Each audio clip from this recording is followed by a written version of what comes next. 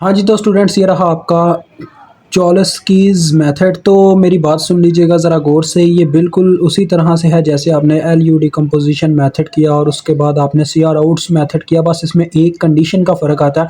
मैं ये बच्चों पूरा क्वेश्चन नहीं करने वाला, मैं बस आपको वो कंडीशन बता दूंगा, ठीक है, कि किस तरह से मतलब कि इस मेथड में थोड़ा डिफरेंस आता है।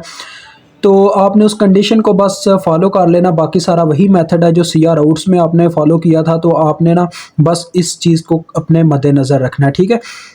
तो देखें, ये मेथड लगेगा कि इस वक्त मतलब कि क्वेश्चन आपको दे दिया जाता है और वो कहता है कि इस क्वेश्चन को सॉल्व करें बाय यूजिंग चॉलस्कीज़ मेथड। तो सबसे पहले आपको एक चीज़ वेरीफाई करनी होगी कि बच्चों आपको पहले इसको मैट्रिक्स फॉर्म में लिखना होगा। इस क्वेश्चन को देखें, ये मैं मैट्रिक्स फॉर्म में लिखने लगूँ। पहले इनके कॉन्स्टेंट्स आ जाएंगे 1 2 3 2 5 4 3 4 9। ठीक है जी, यानी समझे मुझे ये क्वेश्चन दिया गया हुआ है, मैं यानी एग्ज़ाम में बैठा हुआ हूँ, मुझे ये क्वेश्चन मिला हुआ है, तो मैं वहाँ पे वेरीफाई करने लगा हूँ क्या ये मेथड वहाँ पे लग सकेगा। फिर इनके वेरिएबल्स आ जाएंगे, ठीक है। उसके बाद ये हमारे पास इज़ इक्वल टू वाला सारे नंबर्स आ गए। अब देखें, आपको पता ही ये हमारे पास ए मैट्रिक्स होता है, ये एक्स मैट्रिक्स होता है और इस साइड वाला बी मैट्रिक्स होता है, ठीक है। तो कैसे वेरीफाई कर सकते हैं कि इस पे मतलब कि चॉलस्कीज़ अप्लाई हो सकेगा कि नहीं? आपने इस तरह से वेरीफाई करना है बच्चों। चॉलस्कीज़ मेथड जो है ना वो सिर्फ सिमेट्रिक मैट्रिक्सेस पे अप्लाई होता है। एक ऐसा मैट्रिक्स जिसका ट्रांसपोज लेने के बावजूद वो एज इट एज वही मैट्रिक्स रहे, यानी कि उसकी कोई नंबरिंग में चेंजिंग ना आए, उस मैट्रिक्स को कहते हैं सिमेट्रिक मैट्रिक्स, ठीक है। तो देखो, ये ए मैट्रिक्स है, इसका आपने अगर आप इस मैट्रिक्स का ट्रांसपोज लेते हो तो ये फिर भी ए मैट्रिक्स के इक्वल ही रहता है, तो ये सिमेट्रिक मैट्रिक्स होगा। तो लिहाजा फिर इस पे हम चॉलस्कीज़ अप्लाई कर सकेंगे। अगर ये कंडीशन फॉल्स हो जाती है तो आपने क्या देना है, as A transpose is not equal to A, so Cholesky's method is does not apply there, ठीक है। ये आपने उसको कह देना। तो देखें इसकी कंडीशन क्या है, मतलब अगर ऐसा होता है तो फिर क्या करोगे आप, पहले तो वेरीफाई करना होगा ना ए ट्रांसपोज। बच्चों होता क्या है, जरा जरा मेरी बात जरा गौर से सुनिएगा। ए ट्रांसपोज का मतलब होता है रोज को कॉलम्स में कर देना, ठीक है। तो देखो जरा, मैं रोज को कॉलम्स में करने लगा।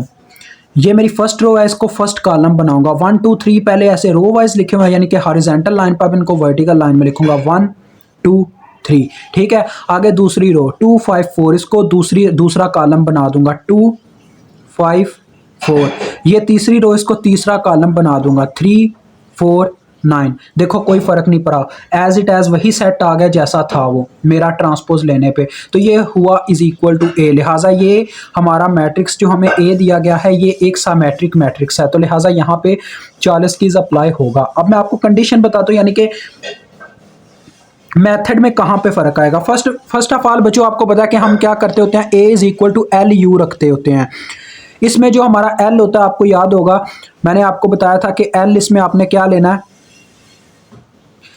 मैंने आपको बोला था कि एल यू डिकम्पोजिशन मेथड में आप एल में अपना जो डायगोनल होता है उसको 1 1 1 रख लेते हो, लेकिन जब एल यू के बाद वाले जो मेथड्स होते हैं उनमें आपने डायगोनल को 1 1 नहीं रखना, यानी कि एल सेट के अंदर उसमें आप वेरिएबल्स रखोगे, यानी कि एल 1 1 डायगोनल के अंदर ये होगा एल 2 2, ये होगा एल 3 3। अब ये लोअर ट्रायंगुलर है, यानी कि लोअर ट्रायंगुलर के ऊपर एलिमेंट्स जीरोस होते हैं, ये आपको पता है।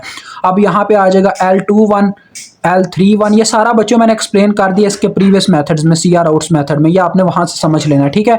अब जरा मेरी बात गौर से सुनिएगा, इस पूरे मेथड में बस बच्चों इस कंडीशन का फर्क आएगा कि यहाँ पे जो अपर ट्रायंगुलर मैट्रिक्स है वो बराबर होगा एल ट्रांसपोज के, यानी इस मैट्रिक्स का जो ट्रांसपोज होगा वो होगा, यानी कि यहाँ पे ये कंडीशन आ जाएगी एल एल ट्रांसपोज ये, ठीक है बच्चों। यानी यहाँ पे हमारा यू सेट जो है अपर ट्रायंगुलर मैट्रिक्स वो एल के ट्रांसपोज के बराबर है, ना कि यू का हमें वो सेट लिखना पड़ेगा, ठीक है। यहाँ पे वो सेट नहीं लिखना।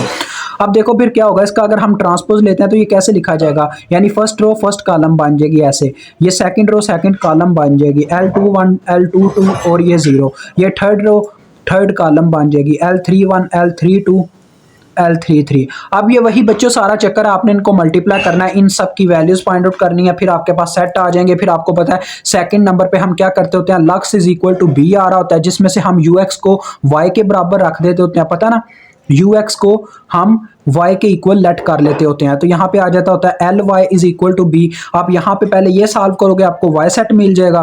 फिर थर्ड स्टेप में आप क्या करोगे, UX is equal to Y करोगे, वहां से आपने एक्स सेट को मालूम करना होगा, लेकिन आपको पता होना चाहिए यू सेट आपके पास किसके बराबर है, एल के ट्रांसपोज के, ठीक है, इस चीज को नहीं भूलना। तो इस तरह से आप इस क्वेश्चन को सॉल्व करोगे। देखो सारा मेथड वही है, बस क्या हो रहा है, यू की जगह बस एल ट्रांसपोज आता जा रहा है और कोई चक्कर नहीं है। तो मुझे उम्मीद है आपको इसकी काफ़ी इजीली समझ आ गई होगी। अभी तक के लिए इतना ही। खुदा हाफिज।